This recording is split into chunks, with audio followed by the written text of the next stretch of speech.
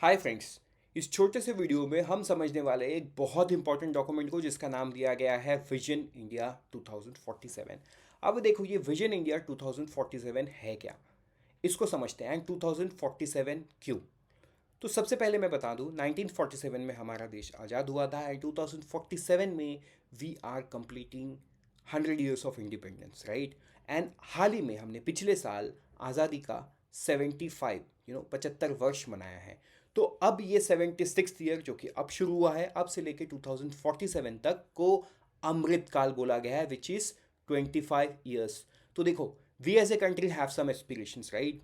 तो इन एस्पिरेशंस को हम 2047 तक फुलफिल करना चाहते हैं। अब एस्पिरेशंस क्या है वो हम देखेंगे विजन इंडिया 2047 में। और क्यों 2047?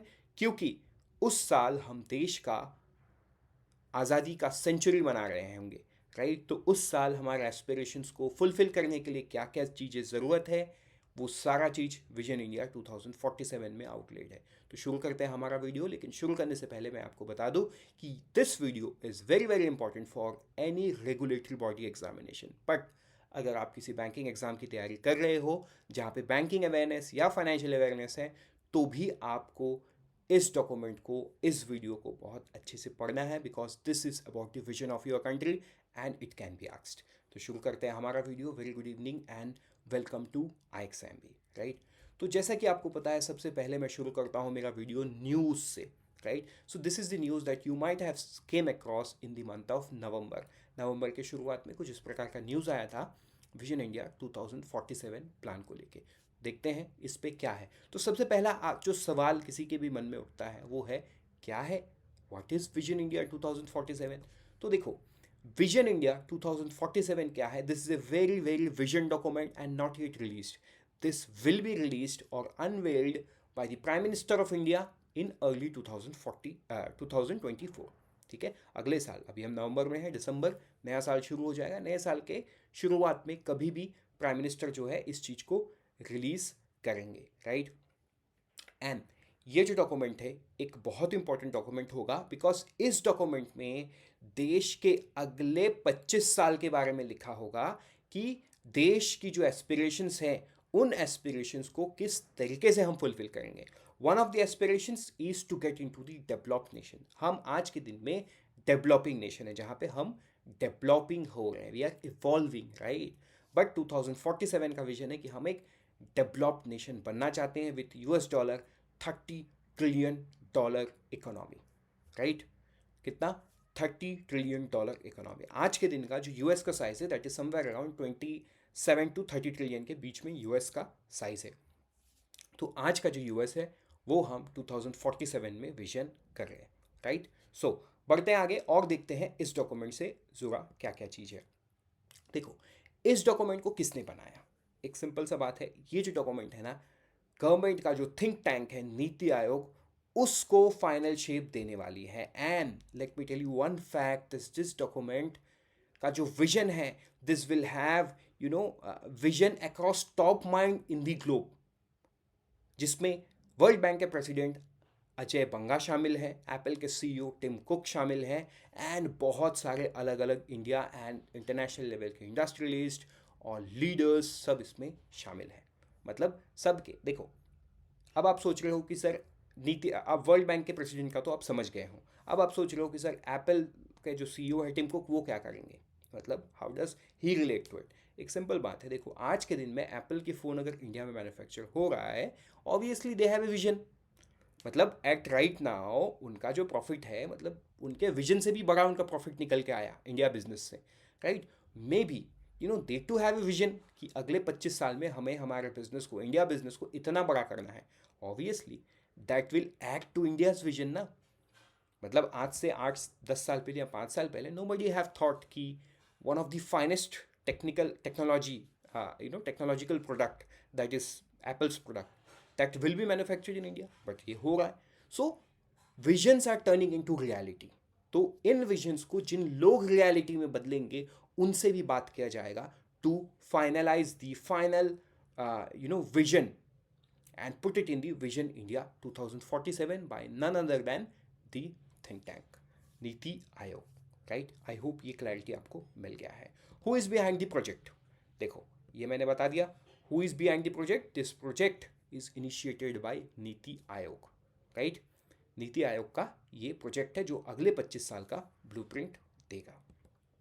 इसमें और भी चीज़ है, वो क्या है कि the project aims to make India a global leader in innovation and technology, a model of human development and social welfare and a champion of environmental sustainability, which is very very important. जितना important है आज के दिन में innovation करना, technology को बढ़ावा देना, उतना ही इंपॉर्टेंट है कि all those things are environmental sustainable. क्योंकि देखो एनवायरमेंटली सस्टेनेबल अगर नहीं है तो कहीं ना कहीं वो हमारे जो COP26 में हमारे देश ने जो विजन लिया है कि हम 2030 तक 50% कार्बन न्यूट्रल होंगे एंड 2070 तक हम 100% कार्बन न्यूट्रल होंगे, उस विजन के अगेंस्ट में जाके हम कुछ काम नहीं कर सकते, क्योंकि that is a vision that prime minister has taken up in front of the entire world in conference of parties 26। I hope you remember it, क्योंकि उसको कुछ साल मतलब कुछ हाँ साल हो गया है, उसके बाद COP27 भी आ गया है, बट COP26 तो आपको याद रखना ही है कि उसमें क्या विजन है। आपको ध्यान होगा प्रधानमंत्री ने पंचामृत करके 5 विजन रखा था। If you remember do mention in the comment section, right. चलो देखेंगे ऑब्जेक्टिव को कि इस विजन में क्या ऑब्जेक्टिव है। देखो ऑब्जेक्टिव तो एक ये है कि $30 ट्रिलियन का इकोनॉमी बनना है, बट सिर्फ $30 ट्रिलियन बनने से नहीं होगा। उससे भी ज़्यादा इंपॉर्टेंट है जो पर कैपिटा इनकम है उसको 18,000 से $20,000 तक लेके जाना, विच इज़ वेरी वेरी इंपॉर्टेंट। आज के दिन में भी हम 4th लार्जेस्ट इकोनॉमी तो ज़रूर है, I am very sorry 5th largest economy तो ज़रूर है, लेकिन कहीं ना कहीं we lag way behind in the per capita income. Per capita income में क्यों? क्योंकि हमारा पॉपुलेशन का साइज ही बहुत बड़ा है, राइट। सो ये डेवलपमेंट कितना सस्टेनेबल होगा ये डिपेंड करता है कि हमारे लोग मतलब you me how much we contribute. The more we contribute the better the the country would be. तो हमारे पर कैपिटा इनकम को बढ़ाना बहुत ज़रूरी है, that is one of the objective. दूसरा ऑब्जेक्टिव क्या है? Building world class infrastructure. बिना इंफ्रास्ट्रक्चर को तो नहीं होगा। इसमें विजन ये लिया गया कि हर सेक्टर्स में 2-3 चैंपियन लोगों को बनाया जाए। चैंपियन सेक्टर मतलब देखो एक एग्जाम्पल, मतलब आज के दिन में if you think about electronics, if you think about mobile technology, right, तो you may end up thinking about Apple and Samsung, world giant. मतलब एप्पल और Samsung, this are the world giant. They are not confined to particular one territory. दुनिया में कहीं पे भी जाओ आपको सैमसंग, आपको एप्पल जैसे इन मैन्युफैक्चरर्स के फ़ोन्स आपको मिल जाएंगे।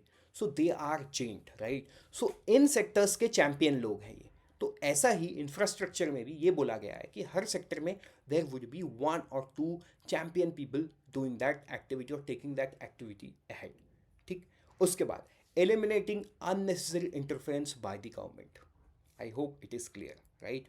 मतलब जो देश के आज़ादी के टाइम से इंडस्ट्रियल पॉलिसी में शुरू हुआ है, धीरे धीरे इंडस्ट्रियल पॉलिसी में भी चीज़ों को ख़त्म किया गया है, जिसको हम लाइसेंसिंग राज के नाम से जानते हैं, right. And on the other hand LPG scheme of 1991, liberalisation, privatisation, globalisation, I hope you know it, और opening up of the Indian economy, इस नाम से आप जानते हो। वहाँ पे भी ये अननेसेसरी इंटरफेरेंस को ख़त्म किया गया। People were allowed to do business of, मतलब it was a capitalist measure, right. तो ऐसे अननेसेसरी इंटरफेरेंस को और कम कर दिया जाएगा। Developing 3 to 4 global champions in every sector, जो मैंने एग्जाम्पल वहाँ पे दिया, that is the same thing, right. Blooming, becoming self reliant. Self reliant मतलब आज के दिन में देखो हमारे पास क्रूड ऑयल खुद का नहीं है, राइट, बट पेमेंट सिस्टम में वी आर सेल्फ रिलायंट, हम डिपेंडेंट नहीं है, UPI हमारा है, राइट। तो ऐसा ही सेल्फ रिलायंट हमें बनना है। ऑब्वियस सी बात है सारे सेक्टर्स में हम सेल्फ रिलायंट नहीं बन सकते, क्योंकि ट्रेड तो हमें करना ही होगा, कुछ चीज़ों की ज़रूरत हमें हमेशा रहेगी, but we can obviously work on it. आज जो क्रूड ऑयल हमें एकदम ही रिक्वायर्ड है, अगर if we are able to work on EV technology, if we are able to work on hydrogen technology, maybe ये क्रूड ऑयल का import जो है कम हो जाएगा। मतलब आज हम जो डिपेंडेंट है वो डिपेंडेंसी कम होती जाएगी। So we will become more self reliant. I hope ये आपको समझ में आया है। देन फॉस्टरिंग ग्रीन ग्रोथ, ठीक, क्या है fostering green growth. Fostering green growth, I hope you know it, COP26 जो मैंने एग्जांपल दिया, जो भी हम काम करें ये एनवायरमेंटल के अगेंस्ट में ना हो। Empowering the youth with skills and education. देखो यहाँ पे मैं बात करूँगा डेमोग्राफिक डिविडेंड का, राइट? मतलब if you know, demographic dividend भी ज़िंदगी भर के लिए नहीं होता है।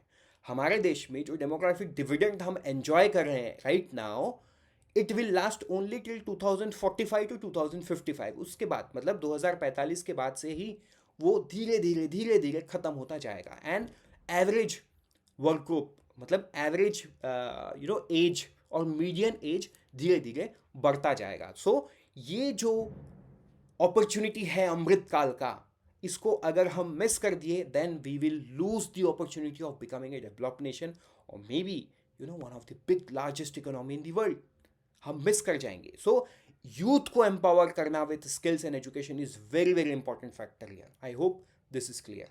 ये तो हुआ ऑब्जेक्टिव का बात। अब सोच रहे हो कि सर आज की स्थिति क्या है? देखो सिंपल टर्म्स में आज का स्थिति जो है, we are somewhere around at current price 609.40 trillion, right? तो धीरे धीरे चीज़ों को हमें बढ़ाना है ताकि हम कर सके। देखो ये तो हुआ ग्रोथ पाथ एंड करेंट। लेकिन अब आप सोचोगे कि सर ये तो सिर्फ हम बोल रहे हैं, दुनिया में कोई ऐसा है जो हमारी इस बातों को मान भी रहा है? Yes, there are people in the world like standard and poor, world bank, IMF, जो इंडिया की ग्रोथ स्टोरी पे बिलीव करते हैं and they too also think that India is going to grow very very fast in the next 20 to 30 years, right? तो देखो हाल ही में news आया था, India to surpass Japan to become second largest economy in Asia by 2030। ऐसा किसने कहा था? Standard and Poor Global. I hope इससे आप कोरिलेट कर पाओगे, इससे आप चीज़ों को समझ पाओगे कि किस तरीके से करंट स्टेटस भी उसी चीज़ को दिखाता है जो ये विजन डॉक्यूमेंट के ऑब्जेक्टिव में मैं आपको समझा रहा था, that we are on the right track. So friends, thank you and all the best. मिलते हैं किसी दूसरे वीडियो में। But let me tell you one thing कि नाफेड का जनरल एडमिनिस्ट्रेशन का नोटिफिकेशन आउट है। मतलब there are several post but general administration is one such जहाँ पे आपके पास अगर कोई भी पोस्ट ग्रेजुएशन डिग्री है तो you can apply. So my thought is अगर आप एलिजिबल हो तो बिल्कुल आप अप्लाई करो, right? So what you can do is NAFED का लर्निंग ऑपरेशन रिस्क मैनेजमेंट जिसमें MBA फाइनेंस की ज़रूरत है एंड जनरल एडमिनिस्ट्रेशन जिसमें कोई भी पोस्ट ग्रेजुएशन चलेगा, इसका आप जो प्रिपरेशन गाइड है हमारे डिस्क्रिप्शन बॉक्स से डाउनलोड कर सकते हो। मिलते हैं किसी दूसरे वीडियो में। Till then prepare 50% faster with IXMB। Thank you.